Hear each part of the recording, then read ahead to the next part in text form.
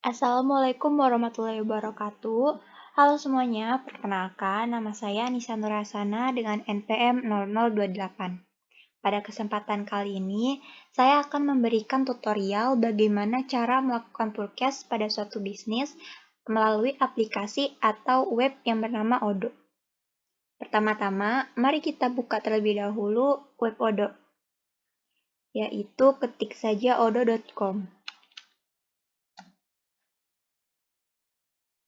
Setelah itu, web akan menyajikan tampilan seperti ini. Yang kedua, kita login terlebih dahulu pada website Odoo ini, dan jika sudah, klik bagian Start Now, atau Try It Free.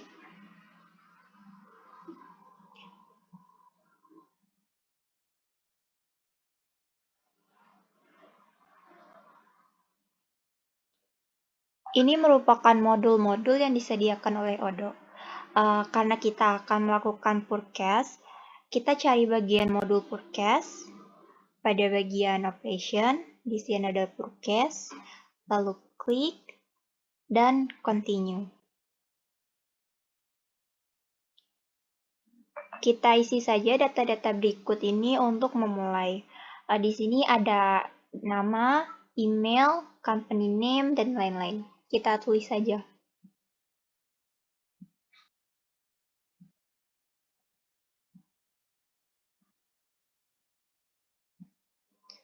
Kemudian klik Start Now.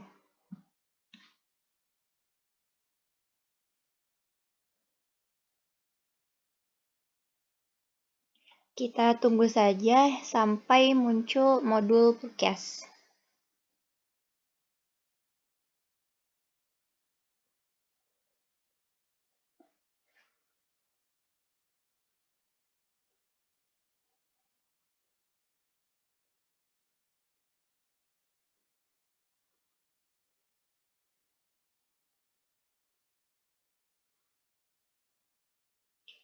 Nah, setelah ada, kita klik bagian forecast.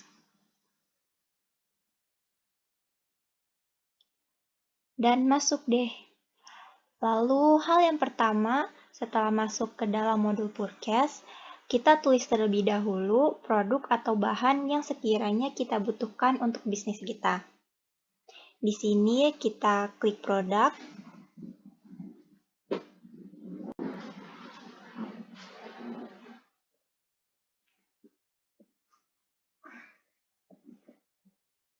Lalu create.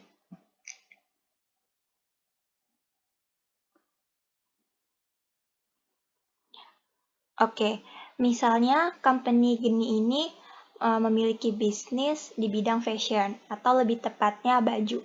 Jadi, kita tulis saja hal yang kita butuhkan, yaitu kaos cotton combat 30S.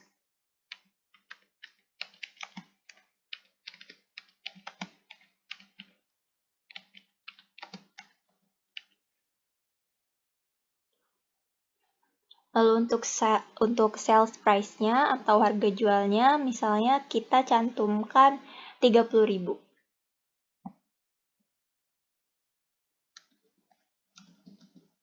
Dan customer tax-nya bisa kita hilangkan menjadi 0%.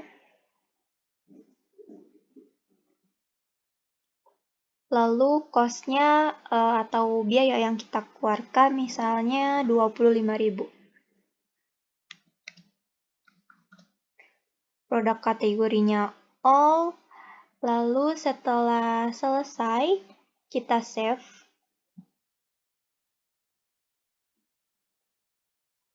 Lalu jadi deh seperti ini. Selanjutnya, setelah kita tulis produk yang kita butuhkan, kita menuju ke vendor.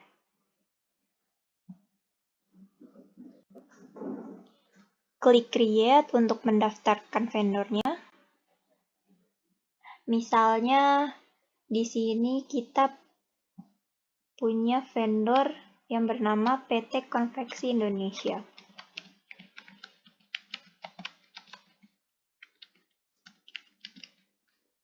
Kita tulis saja ada alamatnya, kota, negara, email, website, dan lain-lain. Misalnya di sini beralamat di Jalan Asia Afrika.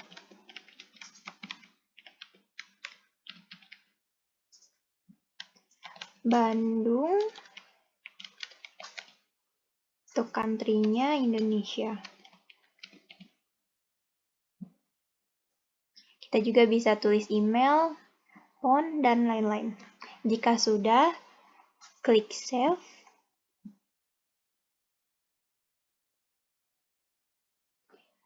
Kemudian setelah kita punya data dari vendor dan bahan yang kita perlukan, baru deh kita bisa melakukan purchase order. Kita klik dulu bagian order di sini, lalu klik purchase order.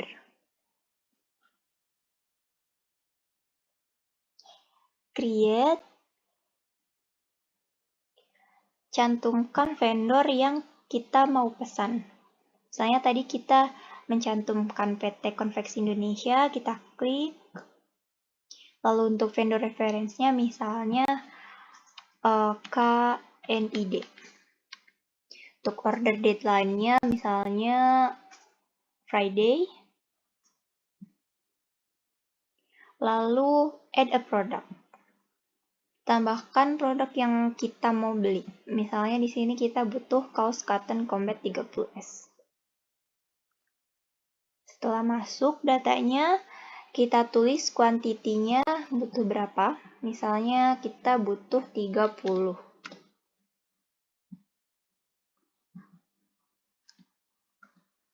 Unit price-nya yang tadi 25%, lalu untuk taxes-nya sendiri kita bisa hilangkan menjadi 0%.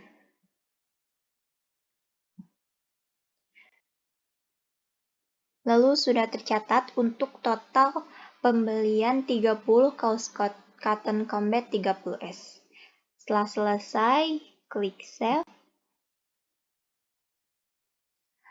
Lalu ini bisa dikirim send by email atau kita langsung saja confirm order.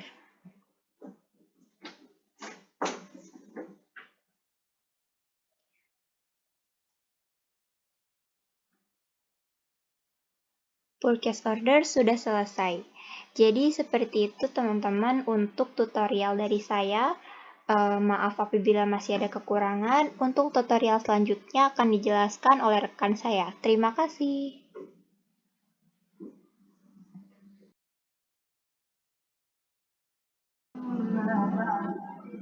Oke, di sini kita bakal masuk bagian modul inventory atau persediaan. Kita langsung klik saja. Di sini ada penerimaan atau pengiriman bisa ditambahkan tergantung kalian atau perusahaan membutuhkan modul seperti apa. Di sini kita langsung saja buat produk. Sebelumnya saya telah membuat produk, ada buncis mangga, wortel, cabai, dan lain sebagainya. Kita langsung saja buat produk. Contohnya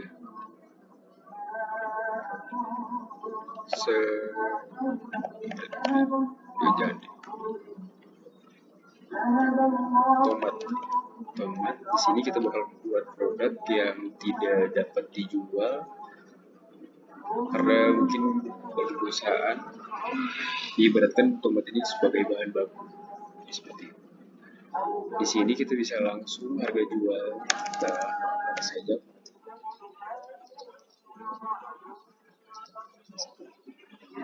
Modal isi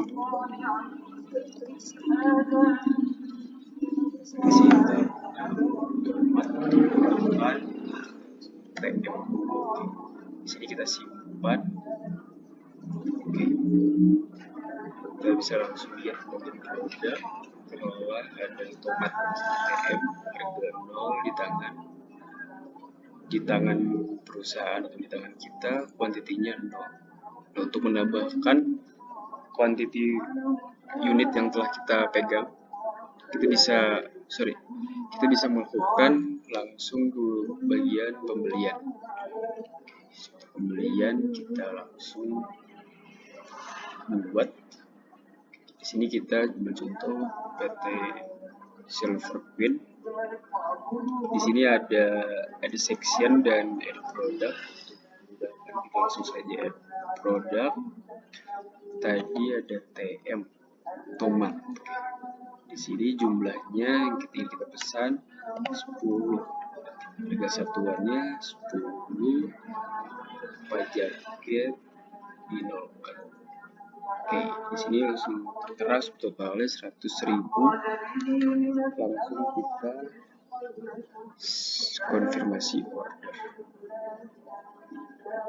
Oke, kita simpan. Kita lihat tadi ke bagian persediaan. Di sini kita ada penerimaan, keterangan penerimaan dari PT Sinfavin dari pembelian kita tadi sebelumnya, dari pembelian tomat. Kita bisa langsung klik saja di sini.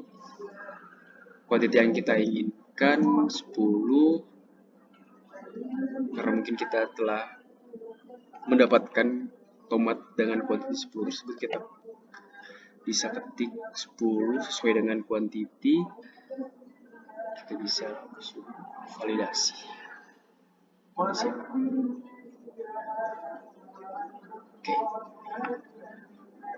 Selanjutnya kita langsung lihat bagian produk. Langsung ada di bagian di tangan 10 unit, karena mungkin kita telah melakukan validasi terhadap pembelian dari tomat tersebut. Di sini selanjutnya kita bakal membuat contoh produk yang ingin bisa kita jual. Misalnya keju. Harga jualnya 20.000. Untuk pelanggan kita melakukan saja, modalnya 10.000. Ini referensi internal keju haji, seperti yang tadi. Kita bisa simpan. Oke, kita bisa lihat langsung dalam produk keju. Terdapat keju.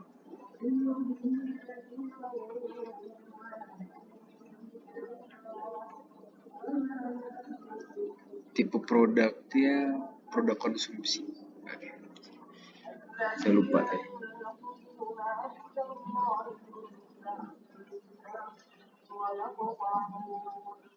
Keju dengan harga 20.000. Contoh, jika ada yang melakukan pembelian terhadap keju, kita masuk bagian penjualan, kita buat pelanggan. Kita di sini contoh Bu Samidah. Buat Bu Samidah produk keju. Karena jika kita search di sini tomat tidak terdapat, karena tadi di keterangannya tomat tidak bisa dijual. Di sini ada yang bisa dijualnya hanya keju dan juga mangga. Keju, jumlah kuantiti yang Bu Samidah beli misalnya 10 satuannya. Oke. Di sini kita bisa langsung confirm. Nah, di sini terdapat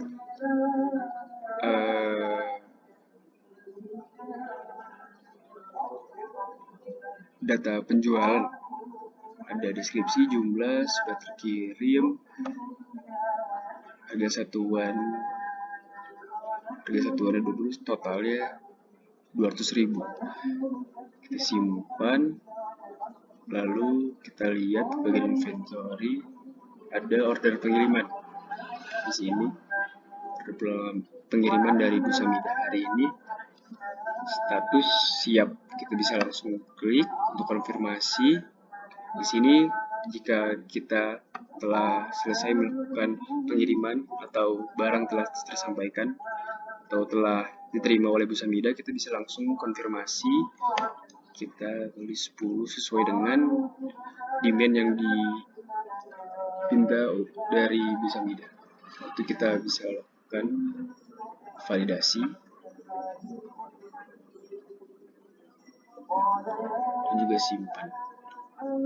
Selanjutnya kita lihat ke persediaan. Setelah itu otomatis dari penerimaan dan order pengiriman tidak terdapat proses, karena proses pengiriman yang tadi kita contohkan seperti pembelian dari keju ataupun pengiriman kepada pelanggan dari produk keju ataupun penerimaan pembelian barang yang tadi kita butuhkan sebagai bahan baku telah selesai. Jadi di sini di modul penerimaan dan order pengiriman telah selesai.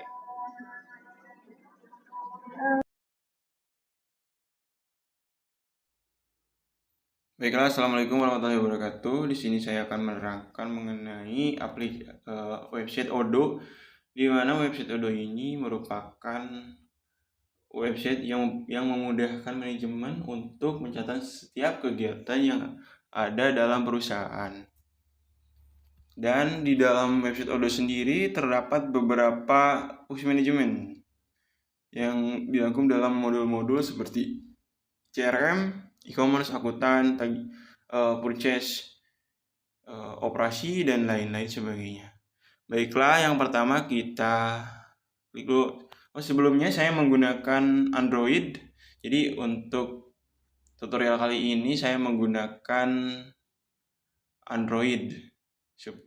Apakah bisa atau tidak? Mari kita coba.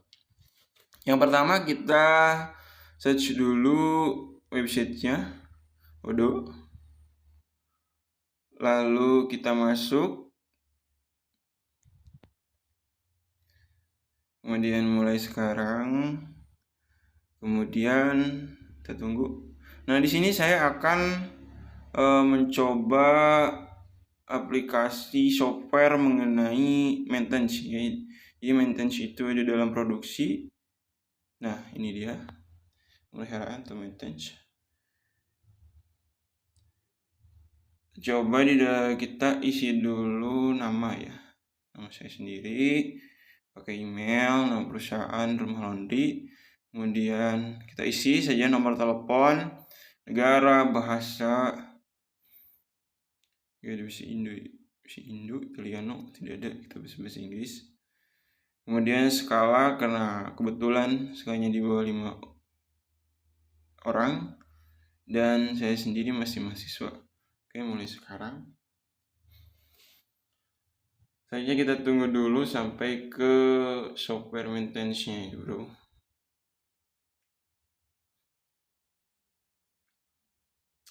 Nah, di sini saya mencoba menggunakan Android ya. Apakah bisa? Oh, bisa ternyata. Di sini ada beberapa pilihan di mana ada diskusi, yaitu antar divisi perusahaan atau tim. Ada maintenance sendiri, aplikasi, dan pengaturan. Kita pilih maintenance.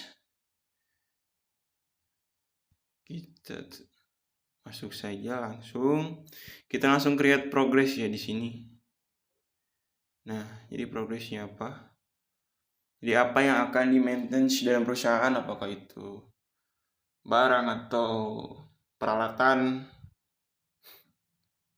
atau persediaannya. Jadi peralatan kita ke maintenance,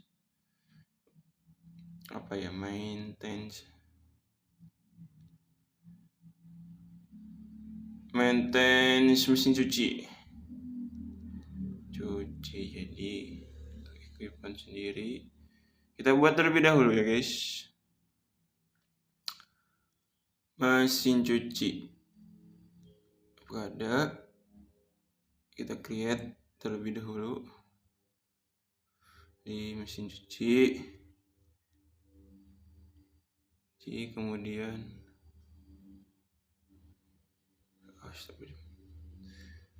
mesin cuci. Untuk responnya sendiri kita pilih siapa yang harus merespon maintenance ini. Mesin cuci. Nah, saya tunggu dulu. Udah lama ya.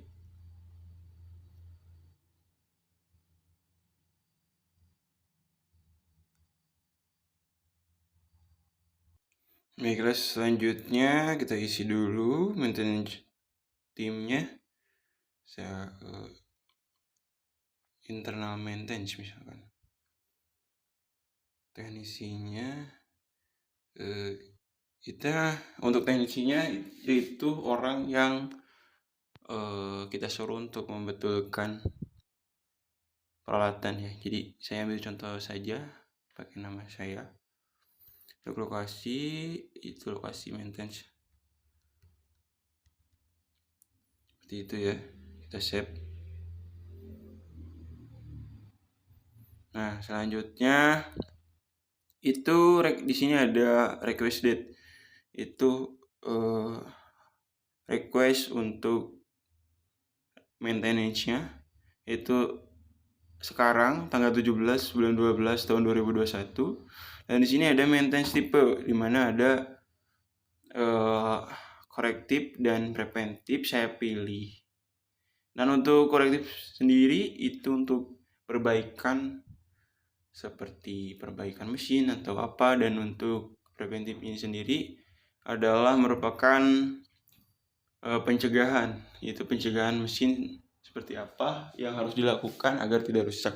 Jadi saya pilih karena mesinnya sudah rusak, saya pilih korektif. Lalu untuk tim maintenance-nya saya pilih internal maintenance yang harus, dan untuk responsible-nya saya menunjuk saya kasih contoh saja ini untuk schedule date-nya ini itu tanggal berapa mesin harus dibetulkan. Karena request date-nya hari sekarang itu tanggal 17, saya pilih besok saja, itu tanggal 18. Oke. Dan untuk durasi maintenance ini ya 10 saja. Sini ada prioritas ya. Jadi prioritas ini ada 3 bintang, teman-teman. Bintang yang pertama itu prioritasnya maksudnya itu bintang 1 itu prioritasnya tidak begitu penting, dan untuk bintang 3 itu prioritas sangat penting. Jadi saya pilih karena mesin cuci ini sangat penting untuk digunakan dalam perusahaan rumah laundry, jadi saya pilih 3 bintang karena sangat penting. Baik, selanjutnya jika sudah diisi semua, kita pencet set. Kemudian untuk schedule-nya bisa kita lihat di sini di pojok kanan atas bila teman-teman pakai Android.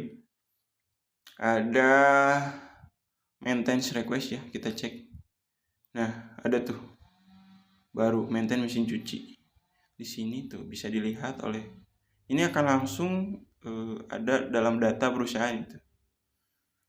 Udah bisa diedit juga atau kita create lagi maintenance apa. Begitu teman-teman, sangat mudah sekali. Bahkan menggunakan Android pun bisa dijalankan, bisa menggunakan Android sekalipun. Jadi aplikasi Odoo ini sangat memudahkan bagi manajemen dalam memanage perusahaan dengan aplikasi ini. Terima kasih. Sekian. Assalamualaikum warahmatullahi wabarakatuh.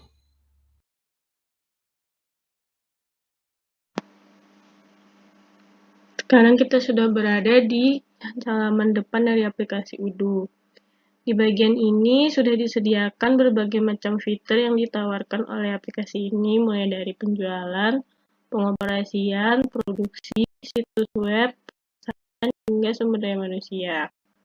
Untuk lebih jelasnya bisa kita klik pada menu aplikasi, lalu akan ditampilkan berbagai macam fitur yang ditawarkan oleh aplikasi ini. Di sini lebih banyak ya dan lebih lengkap. Secara keseluruhan, aplikasi Odoo ini sudah mampu untuk memenuhi berbagai macam kebutuhan dari perusahaan, khususnya untuk 4 fungsi dasar bisnis, yaitu ada fungsi keuangan. Di sini aplikasi bisa membantu untuk mencatat transaksi keuangan, dan untuk bagian akuntansi bisa membuat laporan dinamis sesuai dengan keinginan, dan juga mampu membandingkan data. Kemudian bisa membuat daftar harga, menulis dan mengirim tanda tangan untuk bukti pembayaran, merancang sistem penawaran produk seperti diskon, voucher, dan lain-lain. Kemudian untuk pengeluaran bisa upload resi, mencatat pengeluaran harian, baik itu individu dan juga tim. Kemudian di sini juga ada fitur kasir yang dimana dapat disambungkan ke berbagai perangkat dan juga tidak memerlukan koneksi sehingga bisa dijalankan secara offline. Fitur finance sendiri ini bisa terintegrasi dengan pengelola inventaris, membantu program retensi customer seperti memberikan poin untuk pembelian. Nah, untuk SDM, di sini kita bisa melakukan manajemen cuti, evaluasi karyawan, memberikan nilai, membantu perekrutan, melacak kehadiran, dan menyusun tim. Selanjutnya untuk fungsi pemasarannya, kita dapat melakukan analisis engagement sosial media, kemudian kita bisa membuat email dan SMS pemasaran secara otomatis, menghitung peluang dari pemasaran email melalui CRM, membuat survei dan acara promosi, dan juga banyak hal lainnya. Nah, terakhir untuk fungsi operasi, aplikasi Udo ini dapat membantu dalam mengefisiensi seluruh rangkaian operasional, mulai dari merancang teknik produksi hingga pemeliharaan, menyelaraskan jadwal, serta menghubungkan antar bagian, dan dapat berkomunikasi dengan departemen terkait. Ini adalah tampilan dari salah satu fitur keuangan Udo, yaitu akuntansi. Nah, untuk menu-menunya sendiri, di sini kita bisa upload customer invoice, kita bisa upload bills, juga kita bisa mensinkronisasi dengan akun bank dari perusahaan kita. Nah, untuk accounting period, kita bisa setup di sini untuk periode akuntansinya. Kemudian kita bisa klik di bagian chart of akun. Nah, tinggal diklik aja. Nah, nanti akan muncul tampilan seperti ini. Nah, nanti kita bisa input untuk akun-akun yang berhubungan dengan transaksi keuangan perusahaan kita. Kita juga dapat menghitung besaran pajak untuk masing-masing transaksi dari perusahaan kita. Nanti kita tinggal klik di menu teks. Nah, di sini kita bisa input untuk besaran pajaknya berapa persen, kemudian tipenya, nanti akan dihitung untuk tiap transaksinya.